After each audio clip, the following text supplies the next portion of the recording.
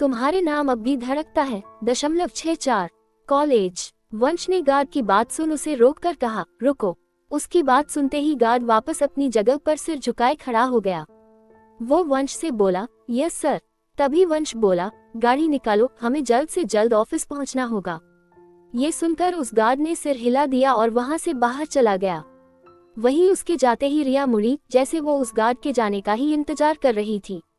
उसके जाते ही रिया गुस्से में वंश की तरफ पलटी और आंखें छोटी कर गुस्से में बोली, कहाँ है तुम्हारा वो भाई? उसकी हिम्मत भी कैसे हुई फिर से मेहर को परेशान करने की?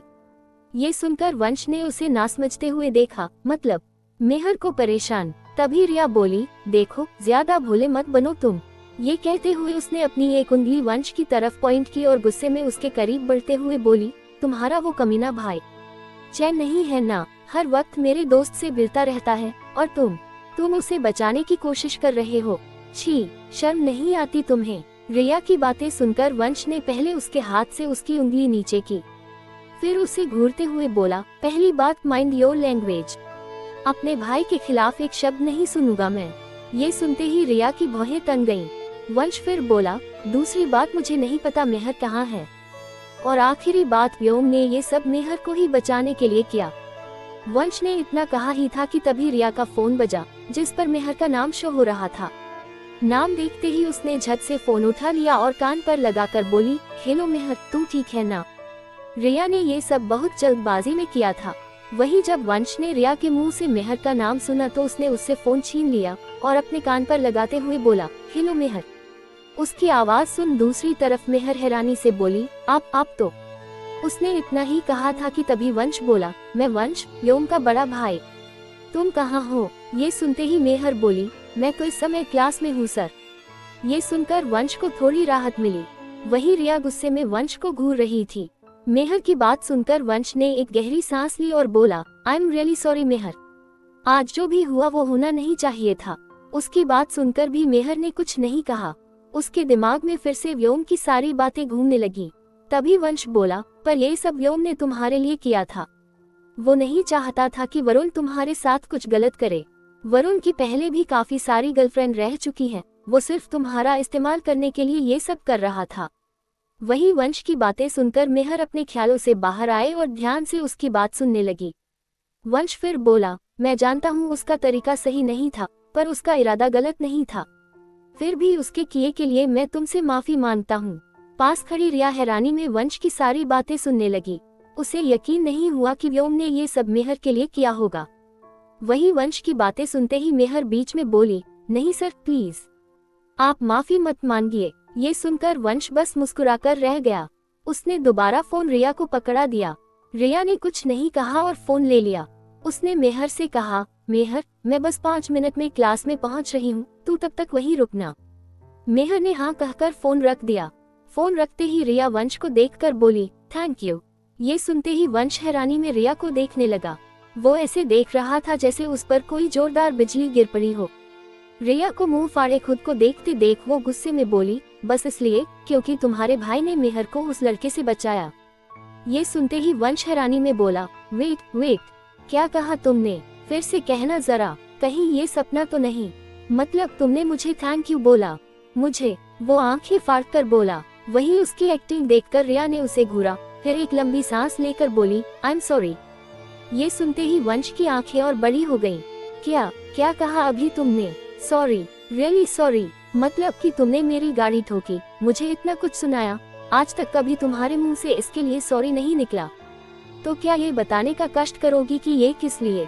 ये सुनते ही रिया बोली, ये इसलिए क्योंकि मैं भूल गई थी कि सीधे मुंह बातें आपको पचती नहीं, पर खैर अगली बार से ख्याल रखूंगी।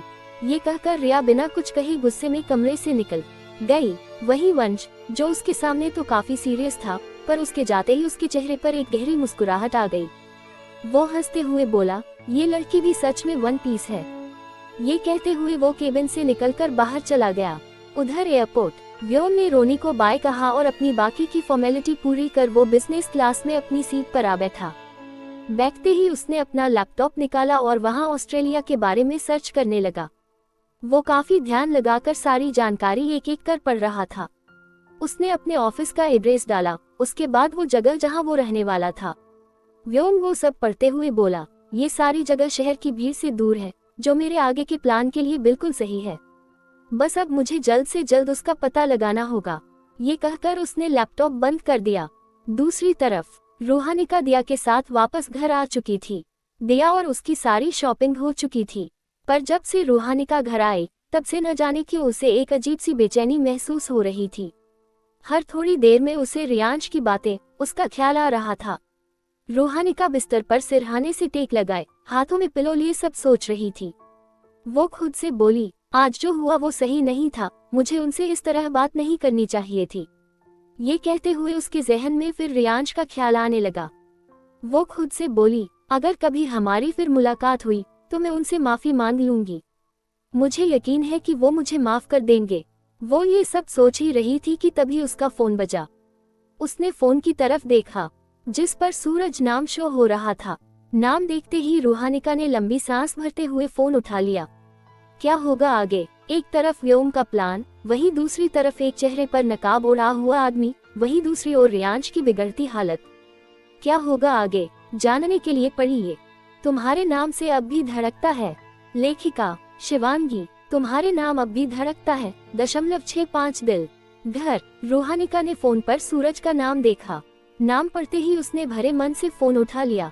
दूसरी तरफ सूरज ने फोन उठते ही कहा, हेलो रूहानिका। ये सुनते ही रूहानिका भी बोली, हाँ बोल सूरज। तभी दूसरी तरफ सूरज उसकी बुझी आवाज सुनकर बोला, क्या हुआ? तू ठीक है? तभी रूहानिका बोली, हाँ मैं ठीक हूँ, तू बता क्या बात है? सूरज एक गहरी सांस भरकर बोला, रूहानिका आज मैंने बाहर देने का प्लान बनाया है, कुछ दोस्त भी आएंगे, तू भी। उसने इतना ही कहा था कि रूहानिका भरे मन के साथ बोली, सॉरी सूरज, पर आज मेरी तबीयत ठीक नहीं लग रही। अभी कुछ ही देर पहले मैं दिया के साथ शॉपिंग से आई हूँ, मेरे सिर में दर्द है, वरना मैं वहाँ जरूर आती। ये सुनते ही सूरज बोला, अच्छा चल कोई बात नहीं, तू आराम कर, हम किसी और दिन बाहर जाने का प्लान बना लेंगे, बाय। ये सुनते ही रूहानिका ने भी धीमी आवाज में बाय कहा और फोन रख दिया। फोन रखते ही वो एक गहरी सांस भरकर बोली, हाँ आज मन काफी भरा भरा लग रहा है, मंदिर चली जाती हूँ, हो सकता है वहाँ थोड़ी शांति मिल जाए। ये कहकर रूहानिका बिस्तर से उठी और शीशे के सामने खड़ी हो गई। वो नहा कर ही बेड पर बैठी थी। उसके बाल हल्के गीले थे जिन्हें उसने जूड़े में बांधा था। उसने अपने पूरे बाल खोल लिए और उन्हें ठीक कर वो कमरे से बाहर निकल गई। दूसरी तरफ सूरज अपने कमरे में उदास बैठा था। उसका घर काफी बड़ा था। सूरज की माँ एक टीचर थी जो स्कूल में पढ़ाती थी, वहीं पापा एक बड़ी कंपनी में मैनेजर थे। उसके घर में बस माँ, पापा और वो अकेला था। उसके कोई भाई या बहन नहीं थे। सूरज एक अकेला लड़का था। इस समय वो अपने कमरे में मुंह लटकाए सोफे पर बैठा था। उसके हाथ में एक छोटा सा बॉक्स था। उसे देखते हुए सूरज बोला, इतनी मुश्किल से अपने डर को काबू कर तुझे आज सब कुछ बताने का प्लान किया था, पर लगता नहीं कि ये दिन मेरी जिंदगी में जल्दी आने वाला है। ये कहते ही उसने वो बॉक्स खोल दिया। उसमें एक खूबसूरत सी डायमंड रिंग थी जिसे उसने 2 साल की सेविंग्स से बचाकर खरीदा था। वो उसे देखकर बोला, बस कुछ दिन और, उसके बाद मैं रूहानिका से अपने दिल की सारी बात कह दूंगा। कहते हुए वो अपनी जगह से उठा और उस रिंग को लेकर वहीं पास रखी टेबल के कपबोर्ड में डाल दिया। उसे रखते ही उसकी नजर खिड़की से बाहर गई, जहां आसमान में काले बादल छाए थे। उन्हें देखकर लग रहा था कि ये बादल कभी भी बरस सकते थे।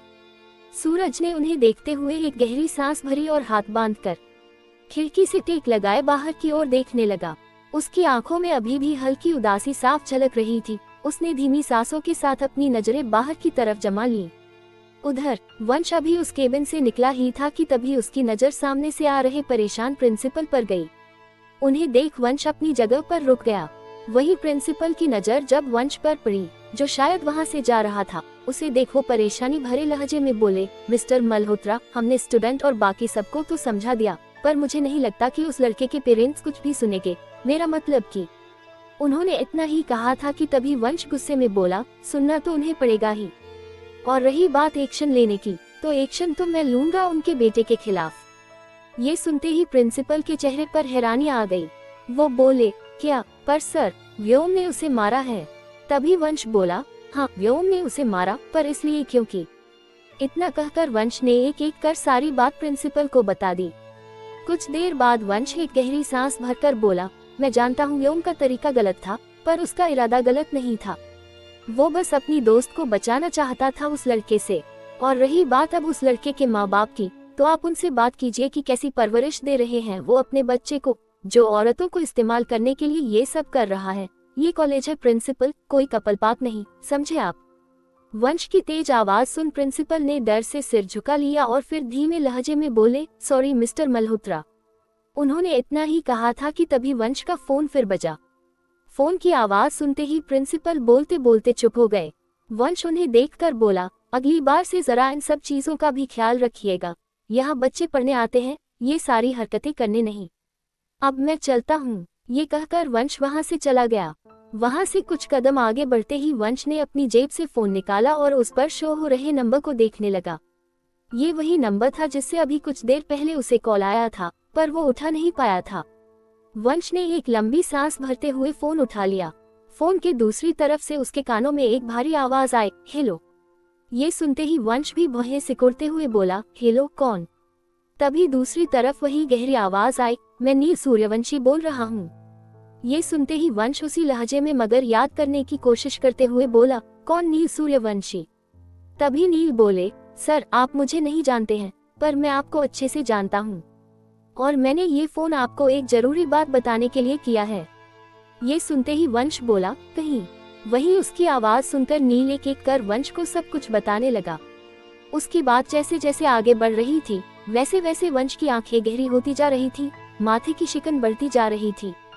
वो उस आदमी की सारी बातें सुन कंपते हुए होठों के साथ बोला, मैं अभी वहाँ पहुँचता हूँ। ये कहते ही वंश ने फोन रख दिया और आंखों में डर लिए वहाँ से भागते हुए निकल गया। दूसरी तरफ रिया क्लास में वापस आई।